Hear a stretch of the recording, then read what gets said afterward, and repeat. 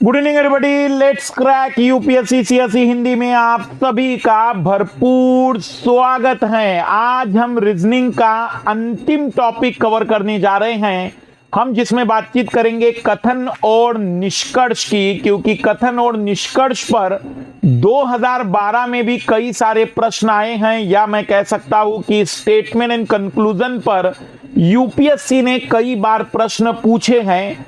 इस टॉपिक के बाद हम कॉम्प्रेंशन की कक्षाओं पर आ जाएंगे और उसके बाद हम मैथ्स में 3 टॉपिक कवर करेंगे। सभी का भरपूर स्वागत है let's crack UPSC CSE Hindi पर। हमारे प्रहार सीरीज में रीजनिंग का ये अंतिम टॉपिक है। अपने तैयारी की शुरुआत करिए भारत की सबसे बड़ी एनर्जेटिक टीम के साथ।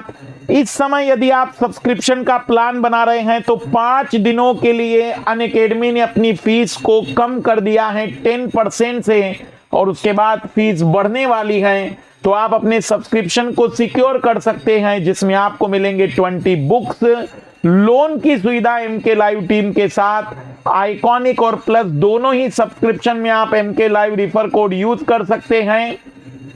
अनअकैडमी चुनौती नाम से एक्सक्लूसिव टेस्ट सीरीज हमारे माध्यम से जो चलाई जा रही है उसे जरूर अटेंड करिए। 15 सितंबर से कई सारे नए बैच बन रहे हैं और पहली बार first time 10+ additional special discount with educator codes plus iconic और कॉम्बो सब्सक्रिप्शन में 13 से 17 सितंबर तक यदि आप सब्सक्रिप्शन लेते हैं तो मिनिमम प्राइस में आपको सब्सक्रिप्शन उपलब्ध कराया जा रहा है। 22 अक्टूबर से हमारा स्पेशल 1750 अंकों का फाउंडेशन कोर्स आ रहा है 2022 के विद्यार्थियों के लिए। ज्वाइन करिए एमके लाइव रिफर कोड के साथ और जुड़िए हमारे एक्सक्लूसिव इस कार्यक्रम से।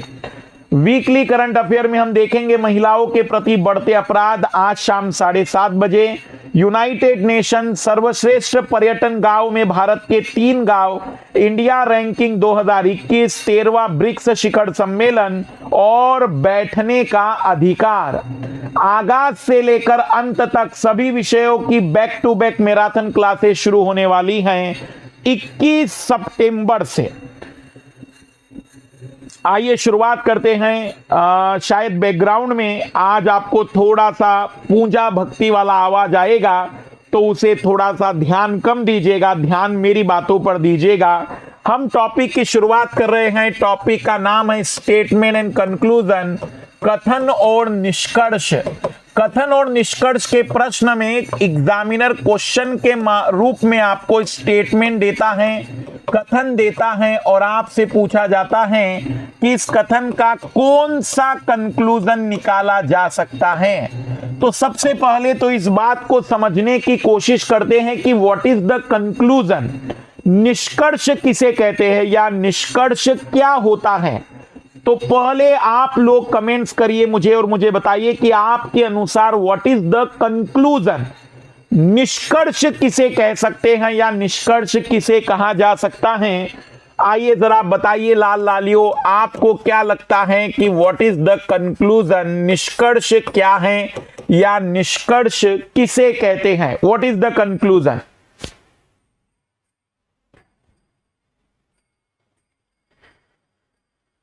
किसे आप कहेंगे कि ये निष्कर्ष है, इसे हम कह सकते हैं कि इसे निष्कर्ष कहना चाहिए। अंतिम परिणाम, अंतिम परिणाम और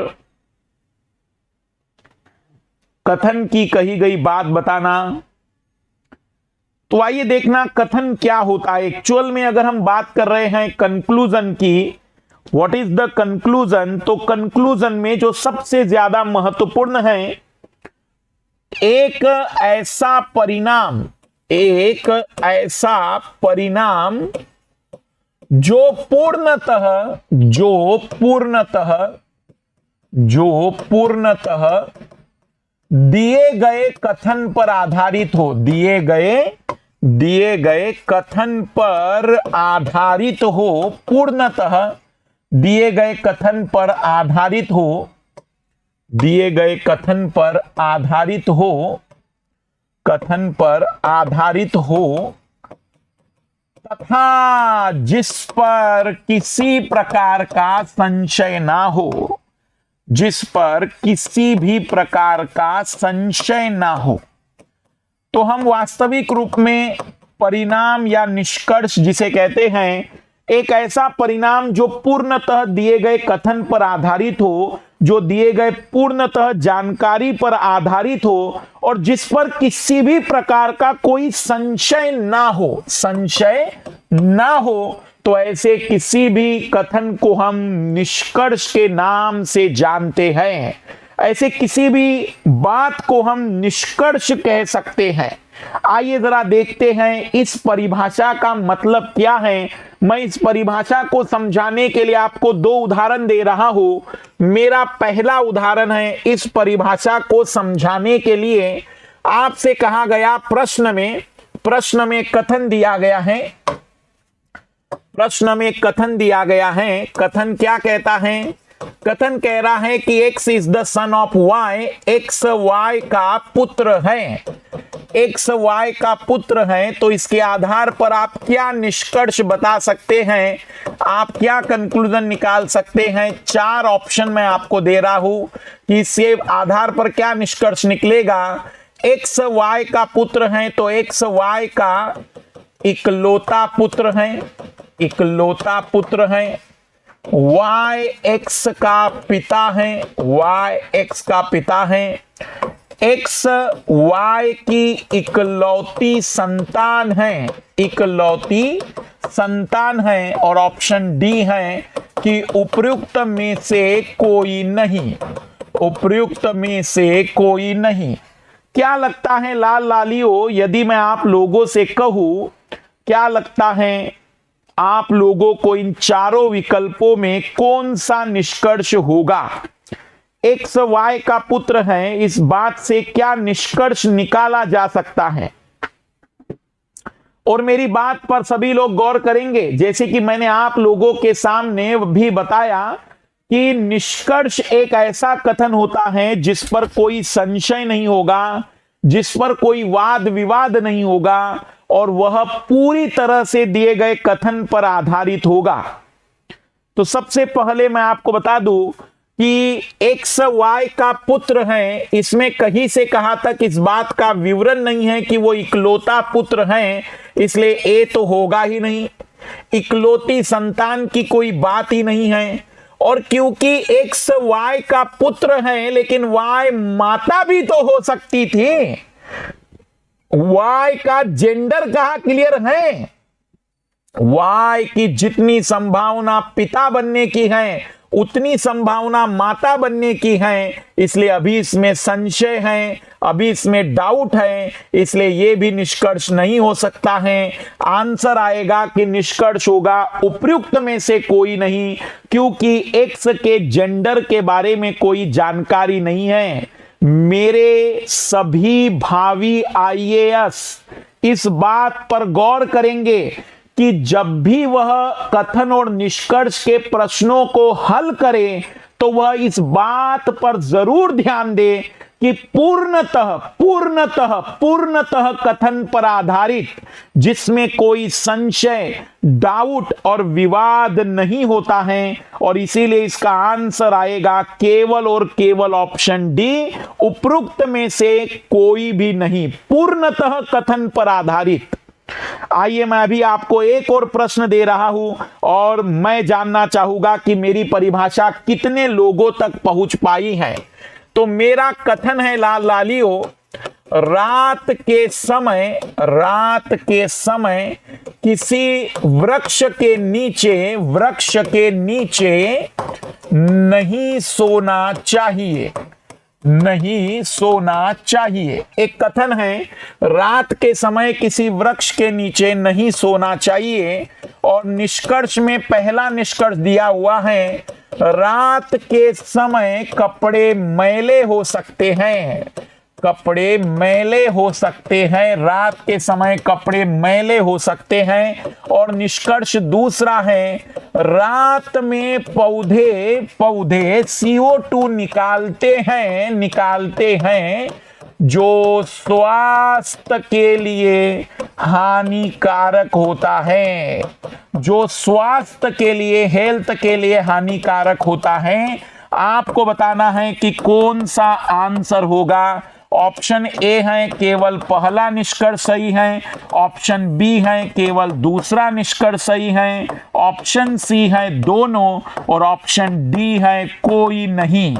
बताइए लाल लालियों, मेरे भावी IAS अधिकारियों, आपको क्या लगता है कि इनमें से कौन सा निष्कर्ष सही होगा? रात के समय किसी वृक्ष के नीचे नहीं सोना चाहिए, निष्कर्ष दिया गया है पहला, रात के समय कपड़े मैले हो सकते हैं। निष्कर्ष दूसरा दिया है, रात में पौधे CO2 निकालते जो स्वास्थ्य के लिए हानिकारक होता है। क्या लगता है कि आंसर क्या होगा?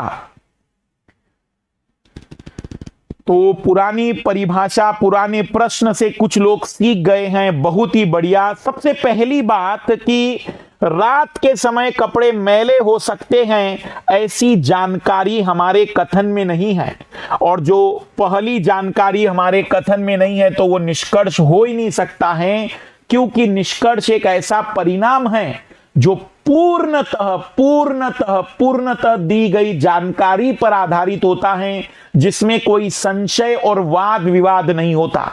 और जो दूसरी बात है, जो लोग कुछ भी आंसर लगा रहे हैं, तुम्हें किसने कहा कि पौधे रात में CO2 निकालते हैं? आप कहोगे सर मैंने पढ़ा है गूगल पे किसी गंदी सी किताब में। भाई तुमने पढ़ा होगा, पर मैंने निष्कर्ष की परिभाषा आपको बताई कि पूर्णतः कथन पर आधारित। मेरे कथन में तो ऐसी कोई जानकारी है ही नहीं, मतलब ये वाली बात आप अपने पूर्व ज्ञान से निकाल रहे हो, और निष्कर्ष में पूर्व ज्ञान के लिए कोई स्थान नहीं है। निष्कर्ष का मतलब ये है, दी गई जानकारी से क्या ये बात निकल कर आती है, क्या दी गई जानकारी में ऐसी बात कही गई थी, तब जाकर हम निष्कर्ष के बारे में ऐसी विचार कर सकते हैं। इसका आंसर आएगा लाल लालियों केवल और केवल ऑप्शन डी। मैं आपको फिर याद दिला दूं कि निष्कर्ष में आपको अपने पूर्व ज्ञान का उपयोग नहीं करना है। निष्कर्ष में आपको किसी प्रकार की पुरानी धारणाओं को ध्यान में नहीं रखना है, और निष्कर्ष में कोई डाउट और संशय वाली बात नहीं हो सकती है। इसलिए फिर से आंसर आएगा ऑप्शन डी। यहां मैं आप लोगों का एक ध्यान आकर्षित करना चाहूंगा एक महत्वपूर्ण बिंदु पर। किसी गंदी सी किताब में किसी गंदे से गूगल वाले व्यक्ति ने, ऑनलाइन वाले व्यक्ति ने गलत अफवाह फैला दी है कि रात में पौधे CO2 निकालते हैं। तो क्या रात में हम लोग ऑक्सीजन निकालते हैं? तो भी तो मनुष्य के साथ ही जीवन यापन कर रहा है ना। कितने स्वास्थ्य पर बुरे प्रभाव पड़ गए। मैं आपको बता दूं कि पौधा रात के समय कभी भी हानिकारक नहीं है। उसके 3 कारण हैं। पहला, उसकी रेस्पिरेशन रेट इतनी कम होती है कि हमारे रेस्पिरेशन रेट से 10 गुना 100 गुना कम होगी, तो उस व्यक्ति का CO2, उस पेड़ पौधे का क्या CO2 रहेगा। दूसरा, रात के समय पौधे के स्टोमेटा जो छिद्र होते, रंध्र होते, वो बंद होते हैं, तो गैसों का एक्सचेंज रात के समय लगभग नहीं के बराबर होता है। और जो तीसरा सबसे महत्वपूर्ण है कि हजारों लाखों वर्षों से पक्षी अपने घोंसले पेड़ पौधे पर बनाते आए हैं। लाखों हजारों वर्षों से जंगली जीव पेड़ पौधों के अंदर नीचे ही रात गुजारते रहे हैं। तो क्या उनके शरीर में कोई विकृति आ गई है? तो किसी गंदे से मनुष्य ने इस पृथ्वी पर यह गंदी सी बात कह दी है।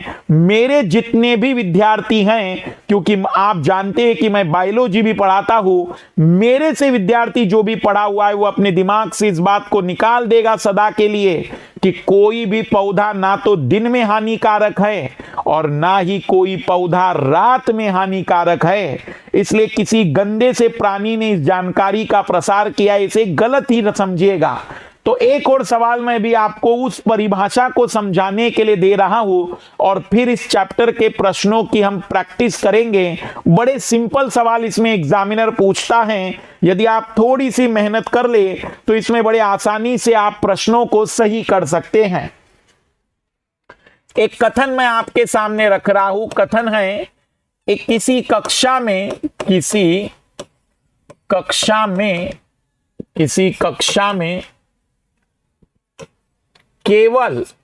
केवल लड़के फुटबॉल खेलते हैं, कक्षा में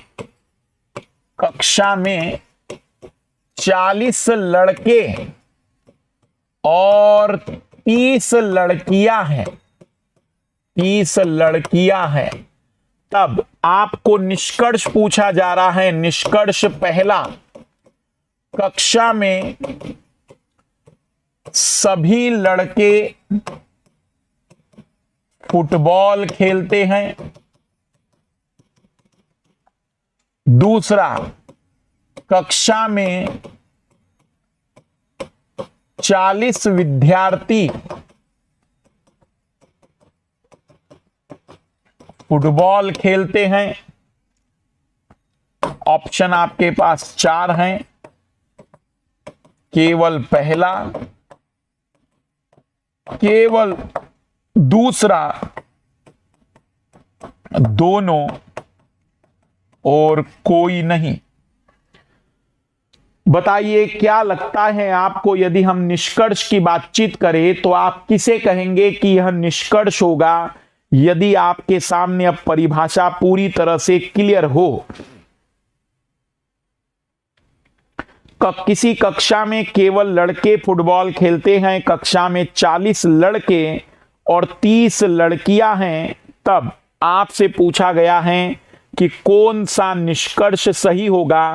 कक्षा में सभी लड़के फुटबॉल खेलते हैं, कक्षा में 40 विद्यार्थी फुटबॉल खेलते हैं। तो सबसे पहली और बहुत ही सिंपल महत्वपूर्ण बात, परिभाषा पर जरूर गौर करिएगा, क्योंकि परिभाषा से ही सारी बातों का डिसीजन लिया जाएगा। तो यदि हम बात करें कक्षा में सभी लड़के, भाई खेलने वाले केवल लड़के हैं, ये कंफर्म है कि कक्षा में केवल लड़के फुटबॉल खेलते हैं। लेकिन एक लड़का खेलता है, 2 लड़के खेलते हैं, 10 लड़के खेलते हैं, 12 लड़के खेलते हैं, 20 लड़के खेलते हैं कि सभी खेलते हैं, ये क्लियरली मेंशन नहीं है। तब हम कहेंगे कि पहला निष्कर्ष तो हो ही नहीं सकता है। कक्षा में 40 विद्यार्थी फुटबॉल खेलते हैं, नंबर का डिसीजन अभी हम नहीं ले सकते, क्योंकि खेलने वाले केवल लड़के हैं, पर कितने लड़के हैं ये नंबर अभी हम डिसाइड नहीं कर सकते दी गई जानकारी से। और इसलिए फिर से आंसर आएगा ऑप्शन डी, कि इसमें कोई भी निष्कर्ष नहीं निकाला जा सकता। मैं परिभाषा आप लोगों को फिर याद दिला दूं कि जब भी आप लोग प्रश्नों को हल करेंगे तो निष्कर्ष का मतलब होता है दी गई जानकारी पर पूर्णतः आधारित होगा, जिस पर किसी प्रकार की पूर्व ज्ञान या पूर्व धारणा का प्रभाव नहीं होगा, और जहां तक भी बात आएगी उसमें कोई डाउट और संशय नहीं होगा, जिसे हम गारंटी के रूप में निकाल सकेंगे। आइए जरा देखते हैं यूपीएससी के जो प्रश्न इस चैप्टर से आए हैं, और फिर कुछ नए प्रश्नों पर भी हम बातचीत करेंगे। यूपीएससी ने प्रश्न दिया था 2011 में। पहले वो प्रश्न मैं दिखा रहा हूं जो 2011 का प्रश्न यूपीएससी के द्वारा पूछा गया था। कक्षा में यूपीएससी ने 2011 में एक प्रश्न पूछा था। कथन पहला, 3 कथन दिए गए थे। कथन पहला था, दौड़ में केवल विद्यार्थी ही भाग ले सकते हैं। दौड़ में केवल विद्यार्थी ही भाग ले सकते हैं। दौड़ के कुछ प्रतिभागी लड़कियां हैं।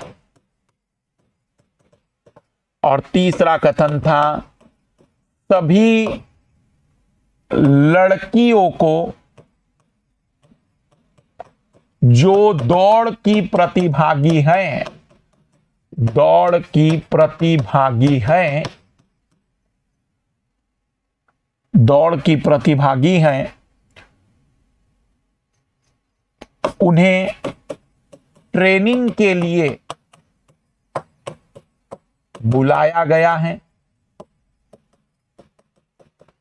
ट्रेनिंग के लिए बुलाया गया है। निष्कर्ष आपसे यूपीएससी ने पूछा था कि कौन सा निष्कर्ष निकलेगा। दौड़ के सभी प्रतिभागी लड़कियां हैं, दौड़ के सभी प्रतिभागी लड़कियां हैं। सभी प्रतिभागियों को प्रशिक्षण ट्रेनिंग के लिए बुलाया गया है, प्रशिक्षण के लिए बुलाया गया है, ट्रेनिंग के लिए बुलाया गया है। सभी प्रतिभागी विद्यार्थी हैं, सभी विद्यार्थी प्रतिभागी हैं। यूपीएससी 2011 का प्रश्न था। दौड़ में केवल विद्यार्थी ही भाग ले सकते हैं। दौड़ के कुछ प्रतिभागी लड़कियां हैं। सभी लड़कियों को जो दौड़ की प्रतिभागी है उन्हें ट्रेनिंग प्रशिक्षण के लिए बुलाया गया है। निष्कर्ष दिए गए थे 4। आपसे पूछा जा रहा है कि इन चारों में से कौन सा निष्कर्ष सही होगा।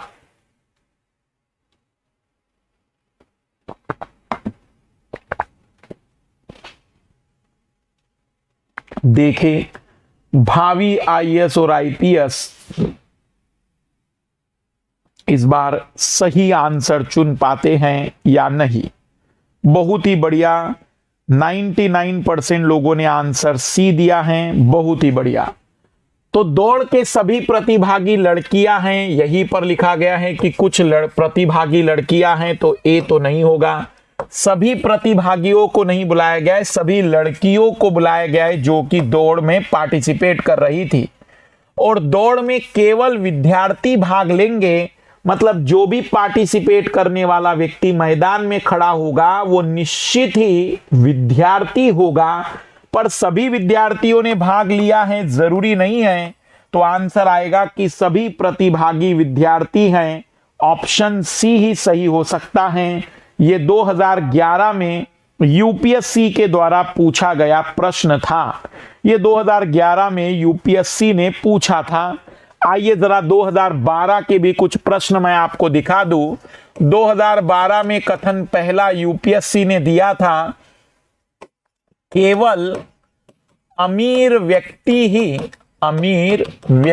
ही वायु मार्ग का किराया देने में सक्षम है, किराया देने में सक्षम है, केवल अमीर व्यक्ति। कथन दूसरा, जो वायु मार्ग से यात्रा करते हैं, जो वायु मार्ग से यात्रा करते हैं, उनमें कुछ बीमार हो जाते हैं, बीमार हो जाते हैं।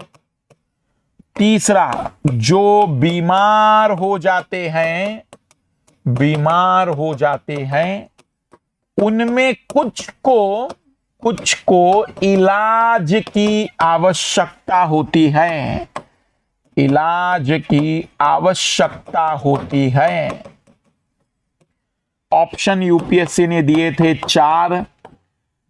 सभी यात्री जो वायु मार्ग से यात्रा करते हैं, वायु मार्ग से यात्रा करते हैं, बीमार हो जाते हैं, बीमार हो जाते हैं। सभी अमीर व्यक्ति वायु मार्ग से यात्रा करते हैं, जो वायु मार्ग से यात्रा करते हैं, वायु मार्ग से यात्रा करते हैं, वे अमीर हैं। और ऑप्शन डी, सभी अमीर व्यक्ति बीमार हो जाते हैं। सभी अमीर व्यक्ति बीमार हो जाते हैं। सभी यात्री जो वायु मार्ग से यात्रा करते हैं बीमार हो जाते हैं। सभी अमीर व्यक्ति वायु मार्ग से यात्रा करते हैं। जो वायु मार्ग से यात्रा करते हैं वे अमीर हैं। सभी अमीर व्यक्ति बीमार हो जाते हैं।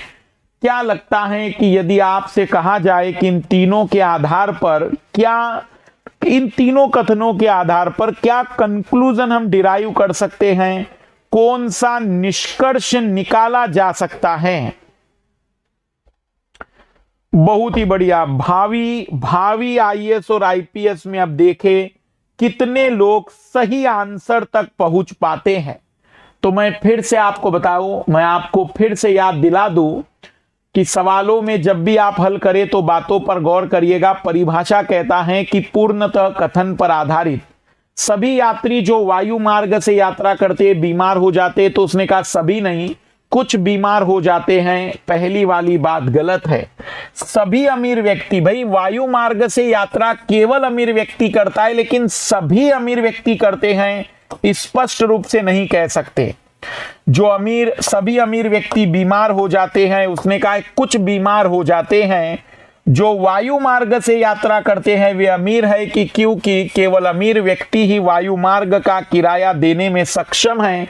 अब ऐसा मत सोचना, कुछ लोग कहेंगे नहीं सर अब तो गरीब लोग भी वायु मार्ग से यात्रा करते हैं। तो अब लोग क्या करते हैं हमें उससे कोई मतलब नहीं। मेरे कथन के आधार पर यह निष्कर्ष जरूर निकाला जा सकता है, मेरी दी गई जानकारी के आधार पर यह परिणाम जरूर निकाला जा सकता है, यह मैं आपके सामने दावे से कह सकता हूं। तो यह प्रश्न का आंसर निकाला जा सकता है।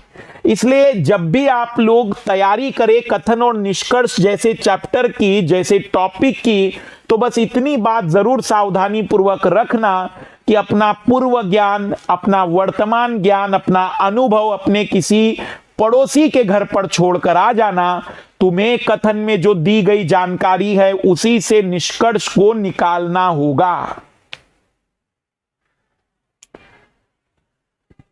आइए एक बार और फिर से एक और प्रश्न हल करते हैं। आइए जरा देखें कितने लोग इस प्रश्न का उत्तर बढ़िया से निकाल सकते हैं।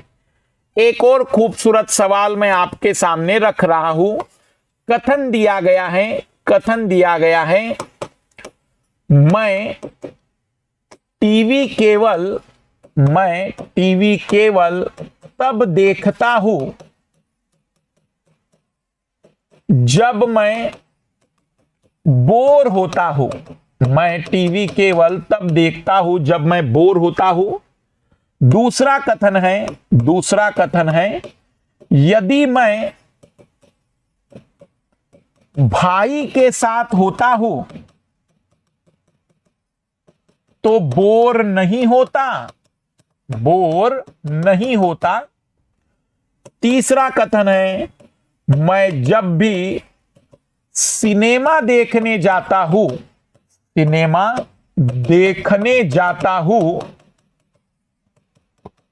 तो मैं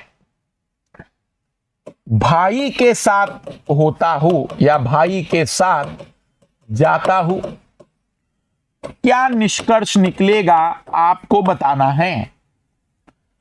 यदि मैं बोर हो रहा हूं तो टीवी देखूंगा। यदि मैं बोर नहीं हो रहा हूं तो टीवी नहीं देखूंगा। यदि मैं बोर हो रहा हूं तो सिनेमा देखने जाऊंगा। यदि मैं भाई के साथ हूं तो टीवी नहीं देखूंगा। क्या लगता है, एक बढ़िया प्रश्न है, यूपीएससी का ही प्रश्न है ये भी, कि मैं टीवी केवल तब देखता हूं जब मैं बोर होता हूं, यदि मैं भाई के साथ होता हूं तो बोर नहीं होता, और जब भी मैं सिनेमा देखने जाता हूं तो भाई के साथ जाता हूं। ऑप्शन आपके सामने 4 हैं कि यदि मैं बोर हो रहा हूं तो टीवी देखूंगा, यदि मैं बोर नहीं हो रहा हूं तो टीवी नहीं देखूंगा, यदि मैं बोर हो रहा हूं तो सिनेमा देखने जाऊंगा, यदि मैं भाई के साथ हूं तो टीवी नहीं देखूंगा। अद्भुत। कई सारे लोग मास्टर के जाल में फंस चुके हैं। कई सारे लोगों को अब मास्टर ने अपने जाल में फंसा दिया, मतलब मास्टर का जाल कहिए या एग्जामिनर का जाल कहिए। यदि इसका उत्तर आप लोग सही निकाल पाए तो समझ जाइएगा कि कथन और निष्कर्ष जैसा टॉपिक अब आपकी जिंदगी में कभी दुख उत्पन्न नहीं करेगा। रियल में ये टॉपिक बहुत ही सिंपल टॉपिक है। यदि आपको पता है कि निष्कर्ष का मतलब क्या होता है, निष्कर्ष की शर्त क्या होती है, या निष्कर्ष को कैसे निकाला जाता है।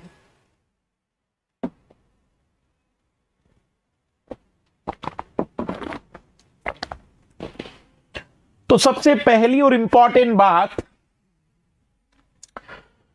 मैं टीवी केवल तब देखता हूं जब मैं बोर होता हूं। इस कथन का मतलब समझिए। मैं टीवी केवल तब देखता हूं जब मैं बोर होता हूं, इसका मतलब मेरे टीवी देखने का केवल एक ऑप्शन है, मेरा बोर होना। लेकिन अगर मैं बोर हो रहा हूं तो जरूरी नहीं कि मैं टीवी ही देखूंगा। इसका मतलब समझना, मैंने कहा कि मैं टीवी केवल तब देखता हूं जब मैं बोर होता हूं। शब्द पर गौर करेंगे। मैं टीवी केवल तब देखता हूं जब मैं बोर होता हूं। तुमने मुझे टीवी देखते हुए देखा तो आप कहेंगे सर गारंटेड आप बोर हो रहे थे। पर अगर मैं बोर हो रहा हूं तो प्रश्न ये, कथन ये नहीं कह रहा है कि अगर मैं बोर हुआ तो मैं टीवी ही देखूंगा। Point is noted milord. कथन ये नहीं कह रहा है कि यदि मैं बोर हो रहा हूं तो मैं टीवी ही देखूंगा। हां, टीवी देखने का विकल्प है, पर और भी विकल्प हो सकते हैं जो कथन ने स्पष्ट रूप से नहीं दिए हैं, पूर्णतः कथन पर आधारित। लेकिन यदि मैं बोर नहीं हो रहा हूं तो मैं टीवी नहीं देखूंगा, क्योंकि मेरे टीवी देखने का केवल एक विकल्प है, मेरा बोर होना। तो यदि मैं बोर नहीं हो रहा हूं तो मैं कुछ भी करूं, मैं टीवी तो नहीं देखूंगा। तो लाल लालियो, यदि मैं बोर हो रहा हूं तो टीवी देखूंगा ही, जरूरी नहीं है। यदि मैं बोर हो रहा हूं तो सिनेमा देखने जाऊंगा, जरूरी नहीं है। यदि भाई के साथ हूं तो टीवी नहीं देखूंगा, ये तो बकवास है।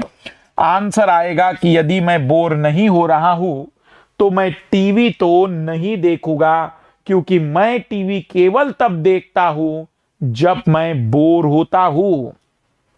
हाथ खड़ा करिएगा ईमानदारी से। तुम्हें भावी आईएएस कहना शुरू किया है मैंने, यहां से तुम्हें भावी आईपीएस बना रहा हूं। ईमानदारी पूर्वक हाथ खड़ा करना, कितने लोगों का आंसर आया है सही। यदि मैं बोर नहीं हो रहा हूं तो मैं टीवी नहीं देखूंगा। यदि मैं बोर नहीं हो रहा हूं तो मैं टीवी नहीं देखूंगा। तो कथन निष्कर्ष बहुत सिंपल टॉपिक है, लेकिन वास्तविक रूप में यदि परीक्षक चाहें तो इसमें भी जीवन को दुखी कर सकता है।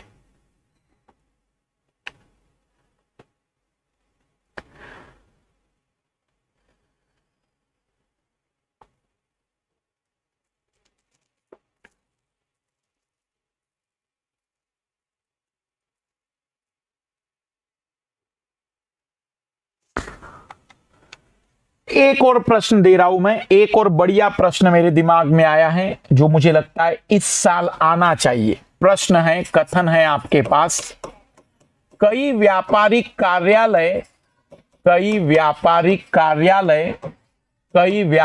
कार्यालय उन इमारतों में स्थित हैं, उन इमारतों में स्थित हैं। कई व्यापारिक कार्यालय उन इमारतों में स्थित है जो 2 से 8 मंजिला हैं, जो 2 से 8 मंजिला हैं। Many business offices are located in those buildings which have 2 to 8 floors. पहला कथन है कई व्यापारिक कार्यालय उन इमारतों में स्थित है जो 2 से 8 मंजिला हैं। ये वो प्रश्न है कि कोई भी तुम्हारे सामने हवाबाजी करे, उसे फेंक देना, 2-4 दिनों तक कथन निष्कर्ष में वो तुम्हारे सामने बोलने की हिम्मत नहीं करेगा। कई व्यापारिक कार्यालय उन इमारतों में स्थित है जो 2 से 8 मंजिला हैं। यदि किसी इमारत में 3 से अधिक मंजिलें हैं, 3 से अधिक मंजिलें हैं, तब वहां लिफ्ट की सुविधा है, लिफ्ट की सुविधा होगी। If the floors have more than 3 floors, then this building have lift, then this building have facility of lift। तो आपको बताना है कि इन 2 बातों से क्या कंक्लूजन निकलता है, क्या कंक्लूजन डिराइव किया जा सकता है। पहला केवल 3 से अधिक मंजिलों पर लिफ्ट से पहुंचा जा सकता है, लिफ्ट से पहुंचा जा सकता है। दूसरा, जिन इमारतों में दूसरी मंजिलों पर, इमारत की दूसरी मंजिलों पर लिफ्ट की सुविधा नहीं है, दूसरी मंजिलों पर लिफ्ट नहीं है। तीसरा, 7वीं मंजिलों पर लिफ्ट है। और ऑप्शन डी है, सभी मंजिलों पर लिफ्ट से पहुंचा जा सकता है। कथन, कई व्यापारिक कार्यालय उन इमारतों में स्थित है जो 2 से 8 मंजिला हैं। यदि किसी इमारत में 3 से अधिक मंजिलें हैं, तब वहां लिफ्ट की सुविधा है। ऑप्शन है, केवल 3 से अधिक मंजिलों पर लिफ्ट से पहुंचा जा सकता है, दूसरी मंजिलों पर लिफ्ट नहीं है। 7वीं मंजिलों पर लिफ्ट है, सभी मंजिलों पर लिफ्ट से पहुंचा जा सकता है, या 7वीं मंजिलों पर लिफ्ट से पहुंचा जा सकता है। बताइए लाल लालियों की क्या आंसर लगता है। यदि आपसे यह प्रश्न पूछा जाए, क्या लगता है मेरे भावी आईएएस और आईपीएस विद्यार्थियों को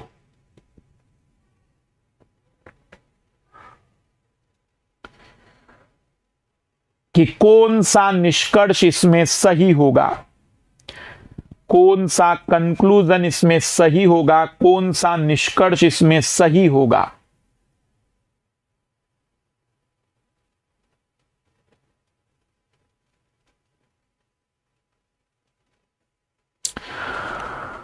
तो बहुत ही खूबसूरत प्रश्न है। इमेजिनेशन हम कर रहे हैं कि मान लीजिए ये बोर्ड पर बनाया हुआ वो एरिया है जहां 2 से 8 मंजिला इमारतें मिलती हैं, जहां 2 से 8 मंजिला अलग अलग फ्लोर्स हैं।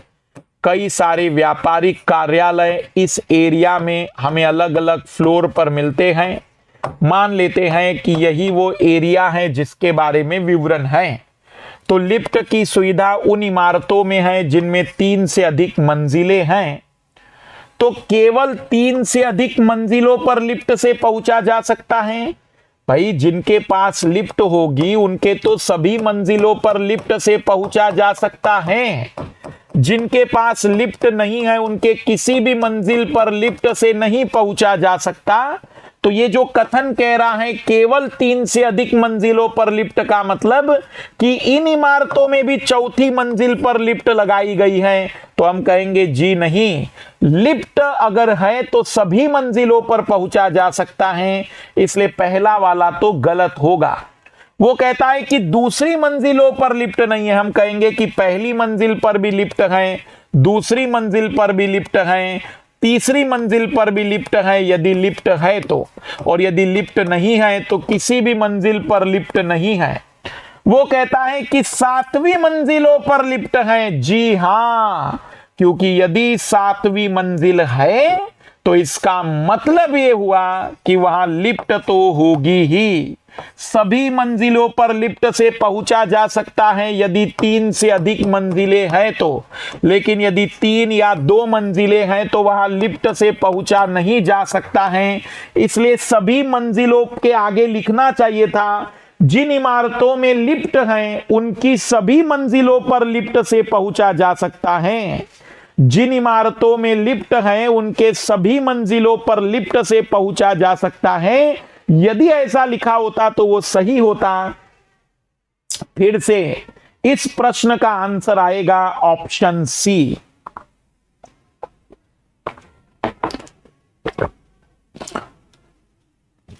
कितने लोगों का यह आंसर सही था?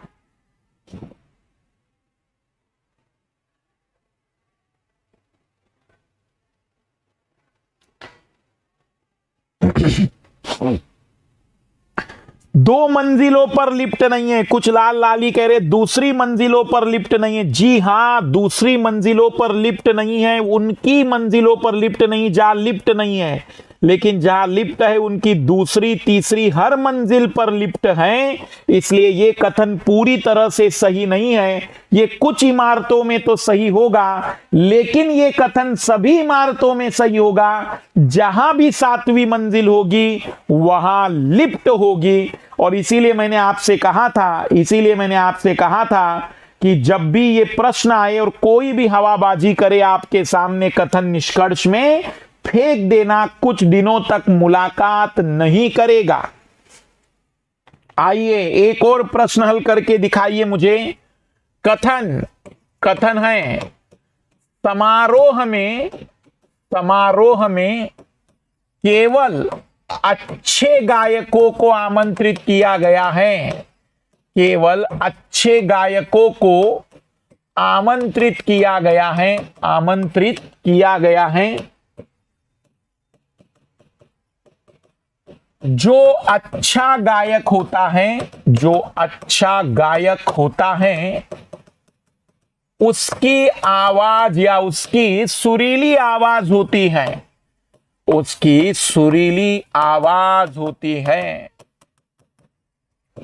निष्कर्ष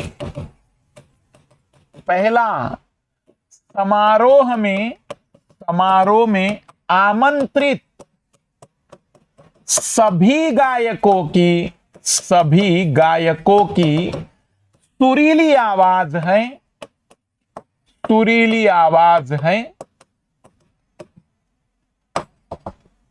दूसरा, जिन गायकों की सुरीली आवाज नहीं है,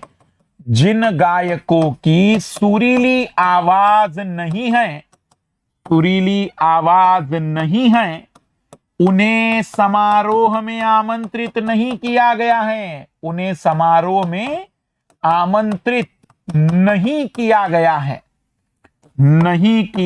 है। ऑप्शन है आपके पास 4, केवल पहला, ऑप्शन बी केवल दूसरा, ऑप्शन सी दोनों, ऑप्शन डी कोई नहीं। बताइए क्या लगता है कि आंसर क्या होगा?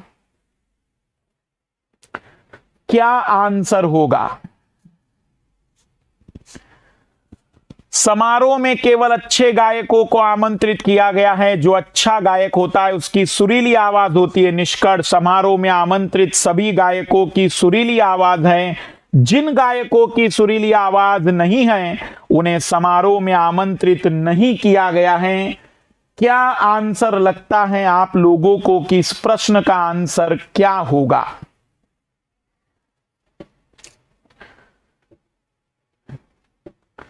बहुत ही बढ़िया, बहुत ही बढ़िया। अधिकतर लोग अब उत्तर सही पहुंच पाए हैं।